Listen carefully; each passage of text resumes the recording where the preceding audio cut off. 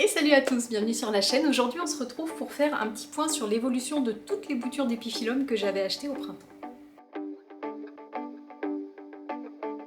Bon alors je vous conseille de faire comme moi, prenez une boisson chaude parce que je pense que la vidéo va être longue, n'est-ce pas? Chaude parce que ça y est, on est dans la mauvaise saison. C'est aussi la raison pour laquelle je vous fais cette vidéo. Alors elle va être longue parce qu'il y a beaucoup de boutures. Comme vous le savez, je suis quelqu'un de passionné et je suis tombée à fond dans les épiphyllums. Donc j'en ai quand même acheté quelques-uns. Là clairement c'est la place qui m'arrête parce que sinon...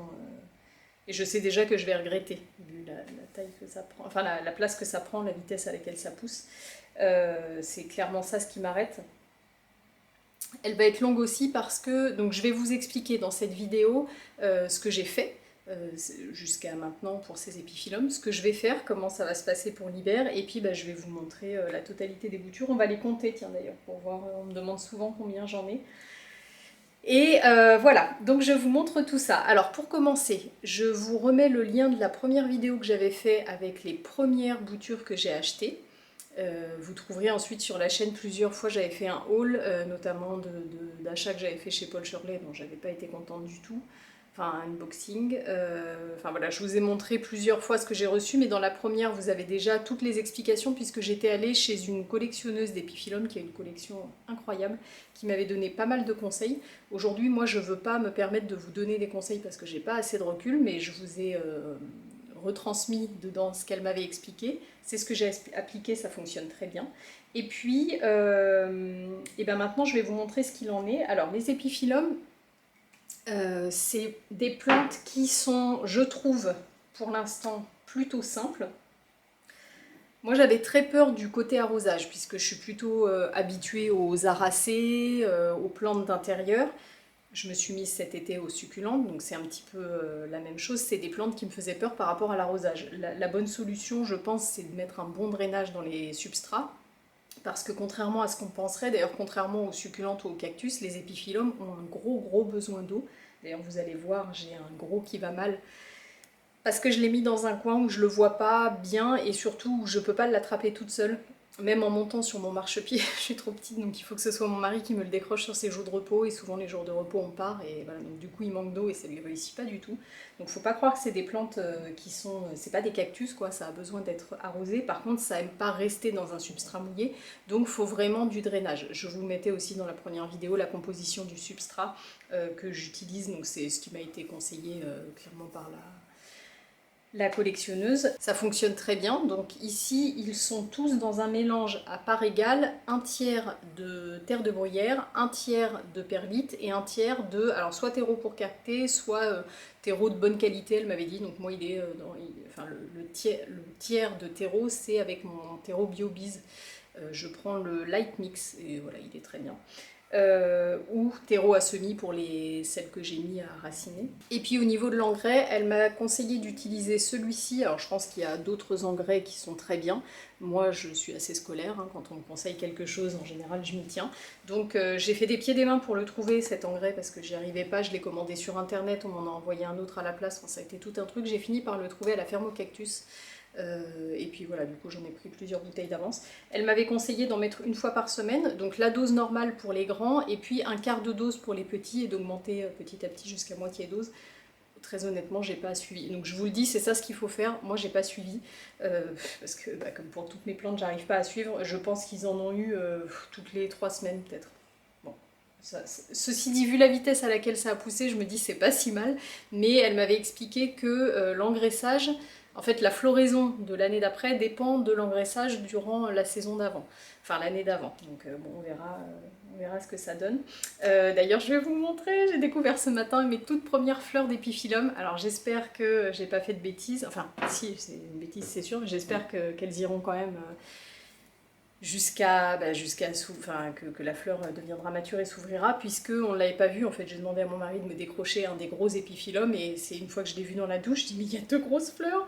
Donc voilà, j'espère que ça va pas les faire tomber de l'avoir fait bouger. De toute manière, j'ai pas d'autre manière de l'arroser. C'est un épiphyllum qui est très gros, qui est en hauteur sur mon balcon au-dessus des cactus, donc je peux pas l'arroser et que ça dégouline dans les cactus, je le mets toujours dans la douche toutes les semaines. Pour ce qui est de l'exposition, les épiphyllums n'aiment pas le plein soleil, sauf quelques-uns, et en l'occurrence moi j'ai le Houkeri que je vais vous montrer. Alors si vous vous souvenez, quand je l'ai eu, j'avais juste cette partie-là. Là. C'était ça la bouture qu'elle m'avait offerte, qui était toute raplapla et qui était toute, pas jaune mais presque vert clair clair, qui allait pas bien parce que c'était une bouture qu'elle avait carrément oubliée dans un coin qu'elle m'a donné. Et donc d'une part c'est très bien reparti, et donc celui-ci elle m'avait dit que je pouvais le mettre en plein soleil. Donc voilà, celui-ci il a passé tout l'été en plein soleil. Je pense aussi que ça a fonctionné parce que je l'ai mis en plein soleil au début de la saison, donc il s'est habitué petit à petit.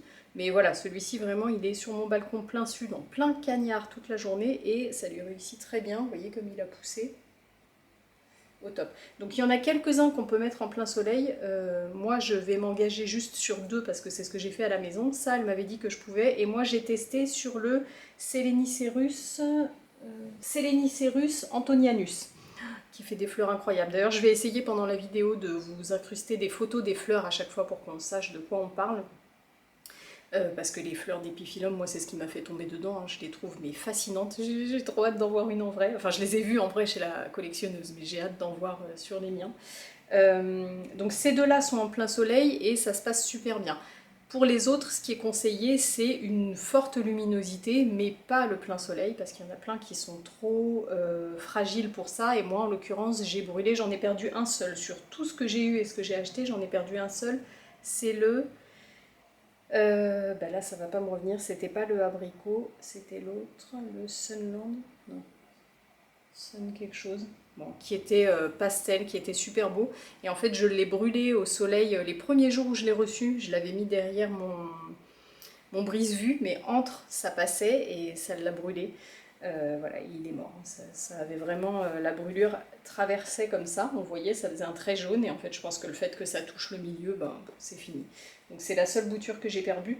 Donc pas de plein soleil pour ceux qui ne le supportent pas ou on n'est pas sûr, donc moi je tente pas pour les autres. Donc ici je suis sur un balcon qui est plein sud, je les ai mis au pied, j'ai une rambarde donc qui fait le tour du balcon sur laquelle j'ai mis un brise-vue, et je les ai mis au pied. C'est-à-dire qu'ils ont beaucoup de luminosité mais ils n'ont pas le soleil en direct. Je sais, je vais vous montrer le Selenicerus, d'ailleurs je vais le faire tout de suite.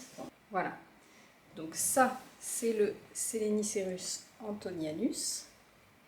Donc là dedans j'ai 1, 2, 3 boutures, vous voyez, qui m'ont fait, alors celle-ci m'a fait un petit départ là, un ici, un là, celle-ci m'a fait ces 2 départs là, et celle-ci les 2 petits départs en haut. Cette bouture-là, elle est donc au sol comme je vous décrivais pour les autres. Et maintenant, je vais vous montrer la même. En fait, j'avais 4 boutures. Enfin, j'avais une très grande bouture, si vous vous souvenez, que j'avais coupée en 4 morceaux. J'en ai planté 3 là-dedans et il en restait une. Je l'avais mis à part et puis j'en avais trop. À un moment, je me suis dit, c'est quoi, tant pis. J'avais une place en plein soleil. J'ai dit, je le mets là. Si ça tient, ça tient. Alors, ça a tenu et vous allez voir comme ça a poussé. Forcément, en plein soleil, ça pousse mieux. Mais bon, j'ai aussi fait la mauvaise expérience de celui qui a pris un tout petit peu de soleil et qui a brûlé. Hein. Voilà, et donc ça, c'est juste cette partie-là. C'était une petite bouture comme ça, et regardez tout ce que ça a sorti. Là, là, et puis il y a des départs de partout. Et en plus, il faut vous dire que ça manque d'eau et que ça n'a pas eu assez d'engrais, donc sinon ça serait allé encore plus vite. Oh, c'est des racines, j'ai cru qu'il y avait un petit bouton, parce que alors celui-là, les fleurs... Donc voilà, bon, en plein soleil, forcément ça fonctionne mieux, mais... on ne peut pas se le permettre pour tous. Donc ce que je vais faire cet hiver, il faut savoir que c'est des plantes qui craignent le gel. Je ne sais pas comment faire, on va la mettre là. C'est des plantes qui craignent le gel, mais la collectionneuse ici m'avait expliqué qu'elle les garde en serre, donc ça limite quand même un peu le froid, et que c'est descendu jusqu'à -1 dans sa serre et que ça a tenu. Donc moi j'ai décidé... de toute manière, j'ai pas trop le choix de les laisser dehors parce que je peux pas rentrer tout ça. Là, ça me prend toute la taille de ma table basse. Attendez, je vous dis combien j'en ai. 1, 2, 3, 4, 5, 6, 23, 24, 25, plus les 2 qui sont dans la douche, 27. 27 boutures d'épiphyllum.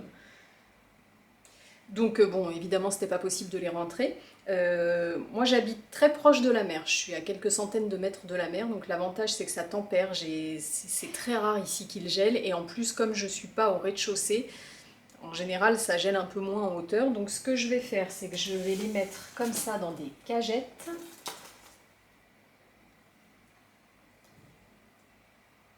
voilà, parce que je me dis que ça isole quand même un petit peu du sol de mon balcon, et je vais mettre dans la cagette soit de la paille, soit de la fibre, enfin je vais mettre quelque chose pour isoler un petit peu, et bien évidemment j'arrêterai complètement les arrosages.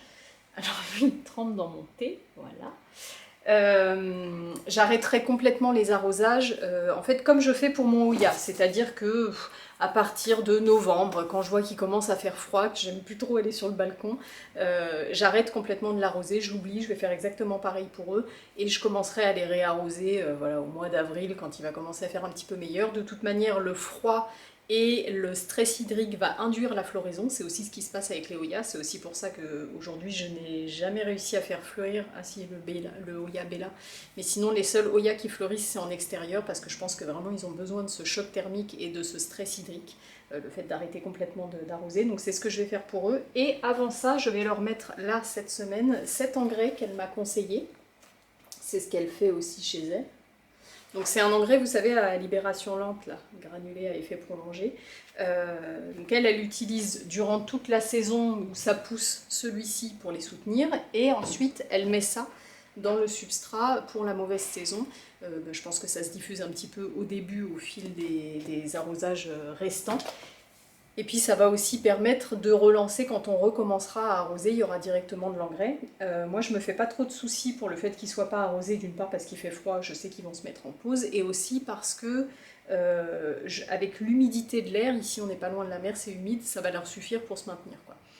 J'espère. Donc voilà, là je vous donne mes intentions, je vous donne pas de conseils puisque je sais pas ce que ça va donner, je vous ferai un point au printemps prochain, hein, on en reparle. Mais voilà ce que je vais faire. Donc voilà pour l'entretien, voilà pour ce que je vais entreprendre. Et maintenant, je vous montre. Alors je vais commencer par les plus gros, que je vais aller chercher dans la salle de bain, et puis je finirai par tous les petits. Ok, alors ça c'est le tout premier que j'avais acheté. Lui, il faut faire attention, il a des pics. C'est le Cannonball, il a plein de pics. Est-ce que vous allez voir? Je vais pas mettre ma main pour faire le focus. Il a plein de pics. Celui-ci, donc c'est le tout premier que j'ai acheté. C'est comme ça que j'ai connu donc, la collectionneuse chez qui je suis allée. Parce que je l'ai confondu, en fait c'est un abonné qui m'avait envoyé ça en message privé, qui m'a fait découvrir les fleurs des épiphyllums, et donc j'ai cru que le Cannonball, la photo que j'avais, c'était la photo de l'épiphyllum Lydia, que j'adore, qui est incroyable. Donc j'ai acheté celui-ci, en sachant qu'il s'appelait Cannonball, mais en pensant qu'il allait faire les fleurs de l'épiphyllum Lydia. Bon bref. Donc c'est le premier que j'ai eu, c'est celui qui va le plus mal parce que comme je vous disais, c'est celui qui est... Alors lui on l'a vraiment mis en hauteur, mais surtout dans un coin parce qu'il a beaucoup de pics et que moi je crains beaucoup, et puis j'ai peur aussi pour ma fille. Vous voyez, oh, j'ai peur que ça me touche. Je sais pas si vous voyez, mais bon bref, il y a plein de pics. Bon voilà, là vous voyez ce que ça donne, un épiphyllum qui va pas hyper bien, qui a soif. Il est raplapla, il est ridé. Voilà, bon, c'est pas l'éclate. Je pense en plus qu'il est trop à l'étroit dans son pot parce qu'il y a plein de racines qui affleurent au niveau de la surface. Je sais pas si vous voyez, mais j'ose pas le rempoter, c'est trop tard. Donc bon là c'est pas top, vraiment c'est pas top. Alors il a bien poussé, hein, il n'y avait pas toutes ces parties-là, il n'y avait pas. Ça c'est nouveau aussi, et puis là ça repart. Hop, tout ça en haut c'est du nouveau. Mais bon, il va pas très bien. Et puis il y a plein de taches dessus, je sais pas du tout ce que c'est, vous saurez peut-être me dire. Là, je sais pas, c'est pas le top. Alors ici sur le balcon, j'ai eu des tonnes d'acariens cet été. Est-ce que lui, il en a eu? Est-ce que c'est sensible aux acariens? J'en sais rien. Enfin bon, je vois bien que ça va pas. Voilà, ça c'est celui qui... Je commence par le pire. Oh, ensuite, séquence émotion. Mes toutes premières fleurs d'épiphyllum, regardez. Donc il y en a une ici et une là. Bon, désolée, je ne sais pas du tout si ça fait le focus parce que là il y a plein de... Il y en a dans tous les sens, la caméra ne doit pas trop savoir où filmer. Donc voilà, bon bah là je suis trop contente, mais bon comme je vous disais, voilà, je ne sais pas trop si c'est pas une mauvaise chose de l'avoir déplacé. Bon, on l'a juste arrosé, je vais le remettre là dehors et puis on va espérer que ça aille à maturité, mais Donc ça c'est le Pumilum, Epiphyllum pumilum, qui donne des fleurs blanches qui sont... Ah bah, il y avait une étiquette, non je l'ai plus.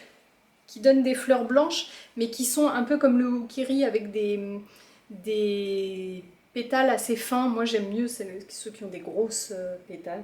Mais bon, on est déjà content. On a une fleur, je me souviens quand je vous ai fait une vidéo en vous disant oh là là, si j'arrive un jour à en faire fleurir un, je serais trop fière. Et ben on est sur un début. Je sais pas si ça va aller au bout, mais j'ai au moins réussi ça.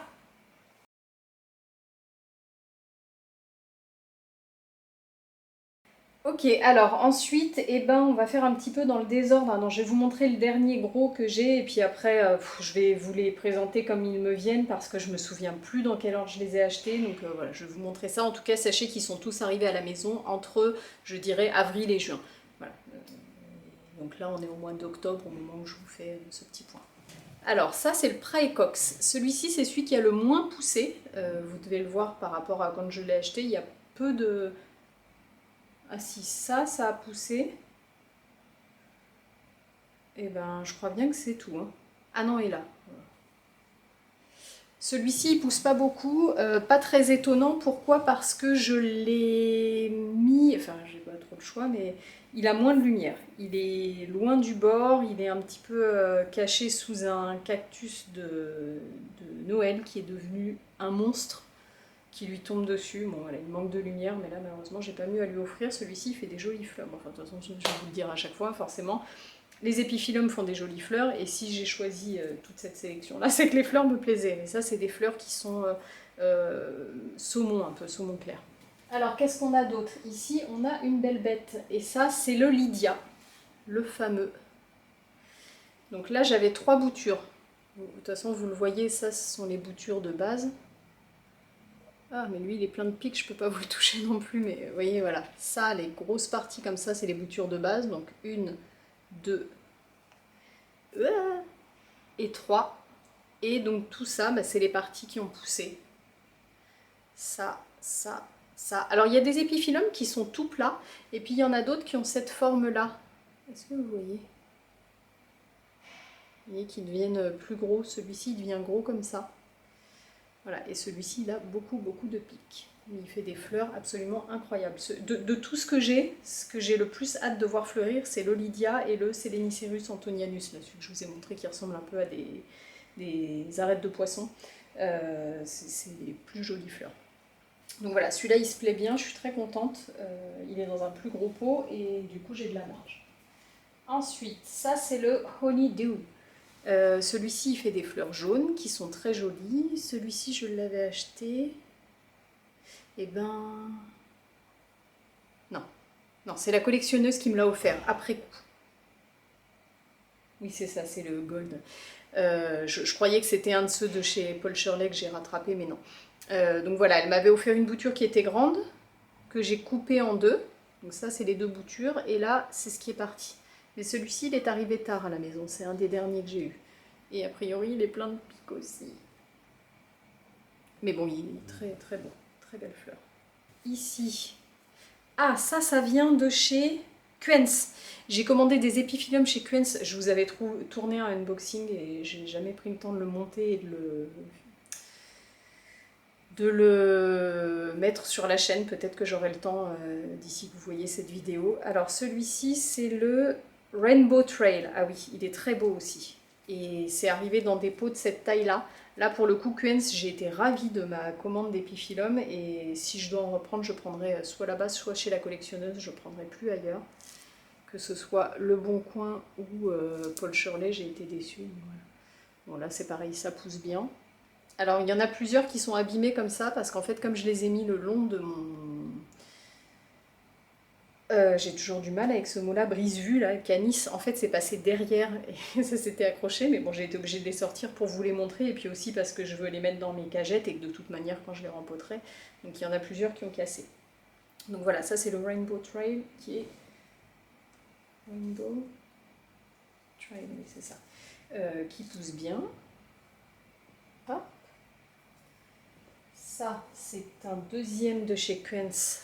Je crois que c'est le blanc, celui-là. Ah oui, oh, Polar Beer. Incroyable. Celui-là, il est magnifique. C'est un blanc vraiment craie, trop beau. Donc là, vous voyez, hop, c'est bien actif ici. Attention les épines, j'en tremble.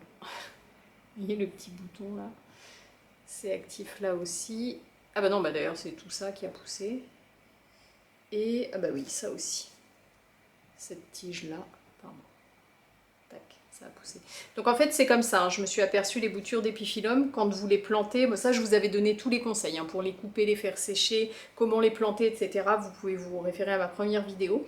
Ça va pousser, soit ça ressort une partie comme ça en haut là, soit vous voyez ça sort directement de la base. Donc, le Color Wheel, trop beau aussi, qui vient de chez la collectionneuse. Il y a ça qui est parti. Ça, je pense que c'est une bouture que vous n'aviez pas encore vue. Ah si, je l'avais peut-être bien eu au début. Je l'avais coupée en plusieurs parties, vous voyez, 1, 2, 3, 4, 5. J'en avais fait un petit pot. Et voilà, tout ça, c'est du nouveau aussi. Impeccable. Ah oui, alors celui-ci, c'est le Fantasy.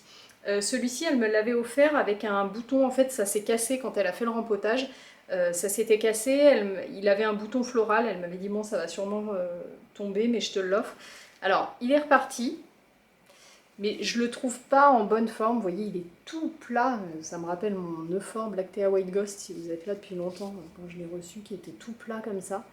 Et ça ne veut pas regonfler, hein. Donc c'est pas top. Celui-ci clairement si ça pousse bien au printemps prochain, tout de suite je le coupe et je le bouture parce que je pense que cette partie là ça va pas tenir.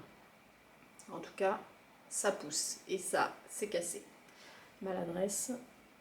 Ah, mais ça repart déjà. Haha. Celui-ci, c'est celui que j'ai renommé Epiphyllum Maureen. Vous voyez le petit M avec le cœur. Si vous suivez mes vlogs, c'est une copine du compte Jardin Croisé qui me l'avait envoyé. On ne connaît pas le nom, en fait, elle est allée dans une pépinière pour autre chose et puis elle a vu cet épiphyllum magnifique avec des fleurs rouges. J'ai la photo des fleurs parce qu'il était en fleurs, mais j'ai pas le nom. Et ben, la personne de la pépinière lui a offert une bouture pour moi. Donc regarde ma Maureen, ça a pris, tac, j'ai tout ça qui a poussé. Celui-là s'il fleurit aussi ça va être quelque chose. Ça c'est pareil, c'est pas top, moi il est appuyé pour être en hauteur comme ça. Au printemps je le couperai pour venir déjà pour étoffer mon pot, mais en plus parce que là ça va finir par casser, hein, c'est pas top. Mais ça a pris. Ça c'est les meilleurs, les boutures des copines, trop précieux. Ouh. Ensuite, qu'est-ce qu'on a ici? Le Clémentina. Celui-ci, c'est la collectionneuse qui me l'a offert tout à la fin là, de la saison. Elle m'a fait un gros paquet avec plein de boutures. Donc c'était juste une petite bouture comme ça. Et il y a tout ça qui a poussé. Ah bah et puis là, regardez. Voilà. Ah voilà, alors ça vous l'aviez vu, c'est une des boutures de chez Paul Shirley, donc c'est le Ucayali Gold. Voilà, donc ça a mis, vous voyez, ça vous donne un peu une idée, une bouture qui était en bon état, et ben voilà ce que c'est devenu sur l'été, ça a explosé, ça m'a fait des départs comme ça. Et puis une bouture qui était quasiment morte quand je l'ai eue, qui était complètement, vous voyez, là elle est en bon état. Si vous avez vu cette vidéo, ce unboxing de Paul Shirley, c'était du papier à cigarette quoi.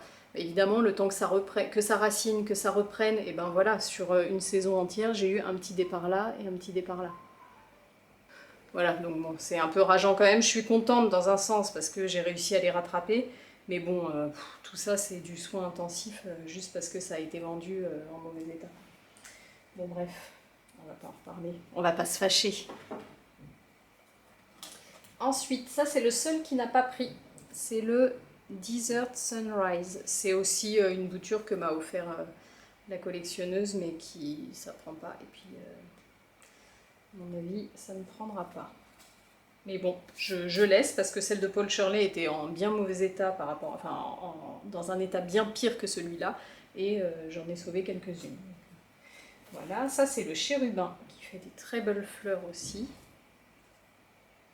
qui a pris là, là, et j'ai un départ ici aussi. Vous voyez, pour des boutures qui n'ont pas l'exposition qu'elles devraient, parce qu'en fait moi j'ai soit trop, soit pas assez, j'ai pas l'exposition parfaite sur le balcon. Voilà, c'est pas mal, hein, ça a bien évolué.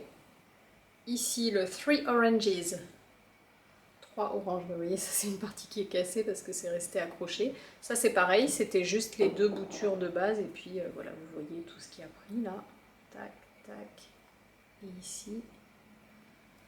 On continue, ça va être bien long cette vidéo, avec le Ah, rose fuchsia, on connaît pas le nom de celui-ci, je crois que j'ai une photo de la fleur. Pareil, cadeau de la collectionneuse, ça a pris aussi, vous voyez, tac, ça c'est les parties qui ont poussé.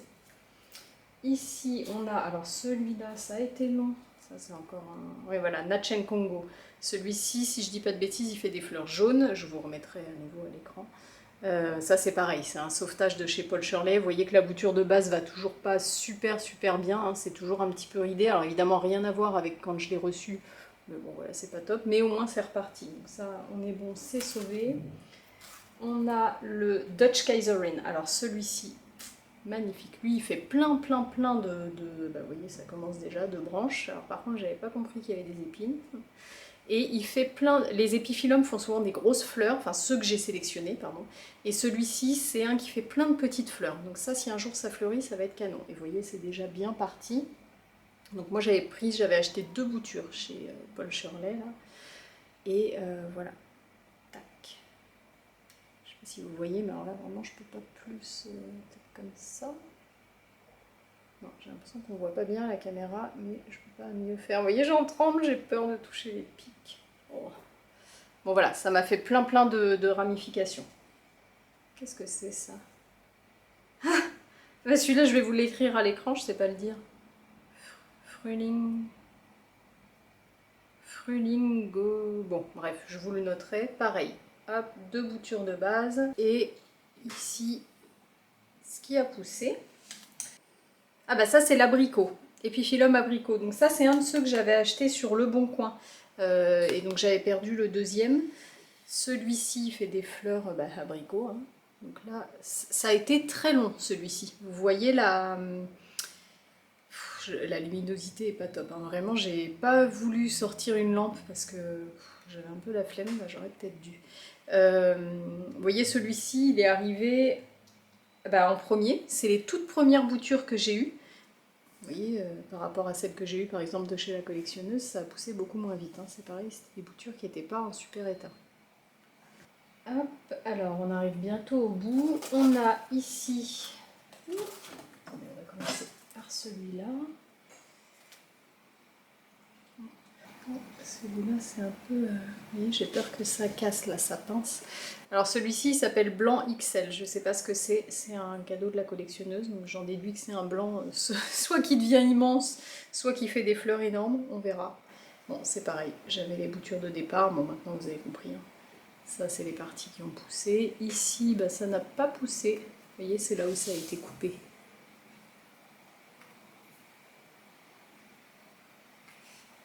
Et là aussi. Ah bah voilà, vous voyez sur celui-ci, ça n'a pas poussé au début, mais ça a repris de là. Bon, ça, il va falloir que je trouve un moyen de le maintenir pour pas que ça casse. Ça, qu'est-ce que c'est? Lydia Coereo. Coereo, c'est ça. Ça, c'est aussi une de chez Paul Shirley. Bon, vous voyez, voilà, ça revient de très loin. Ça, c'était très fripé. Alors voilà, maintenant, elle est en bon état. Ça a pris un petit peu là, mais bon. Voilà, très clairement, quand on va démarrer au printemps prochain, ça sera comme si je venais de l'acheter. J'ai perdu une année en fait. Voilà. Il en reste 2. Ah, ça c'est le clown. Le clown aussi, il fait des très belles fleurs. Donc ça, c'est une bouture que j'ai eue chez la collectionneuse, qui a mis un petit peu de temps à partir aussi. J'y croyais pas, celui-ci, parce que c'est une bouture que j'ai eue au tout début. Oui, c'est ça, elle m'en avait fait cadeau la première fois que je suis allée la voir. Et ça partait pas, vous voyez, ça a fait que ça. Mais ça y est, c'est parti. Très contente parce que ça, c'est très beau et il est assez rare. Et en dernier, qu'est-ce que c'est? Ah, No ID Rose. Donc celui-ci, on n'a pas l'identification. C'est pareil. Ça a bien, ça a poussé chez moi. Ça aussi et ça aussi. Voilà, je crois qu'on a fait le tour de tout ce que j'ai. Oui, c'est ça. Bon, à mon avis, la vidéo va être extrêmement longue. J'espère que ça vous a plu. Donc maintenant, on va tous ensemble croiser les doigts pour que ça se passe bien cet hiver. Je vais faire voilà, tout ce que je vous ai dit. Et puis on se retrouve au printemps pour voir ce que ça a donné. Je vous montrerai mes réussites si c'est des réussites, si c'est des échecs, je vous les montrerai comme j'ai toujours fait sur cette chaîne. L'idée c'est déjà de vous montrer que ça réussit pas partout. Là en plus, moi je débute carrément là-dessus. Et puis aussi d'en tirer des leçons, de l'expérience, et voilà, autant le partager. Donc moi je me mets pas du tout la pression, si ça fonctionne c'est très bien, je serais très déçue si ça fonctionne pas, mais je me mets pas la pression. Donc voilà, je fais tout ça et puis on s'en reparle au printemps. En attendant, je vous remercie d'avoir regardé cette vidéo jusqu'à la fin. Si vous voulez me soutenir, comme toujours, n'hésitez pas à me laisser un petit pouce, n'hésitez pas à vous abonner à la chaîne si vous ne voulez pas louper les prochaines vidéos. Et puis moi je vous dis rendez-vous très bientôt.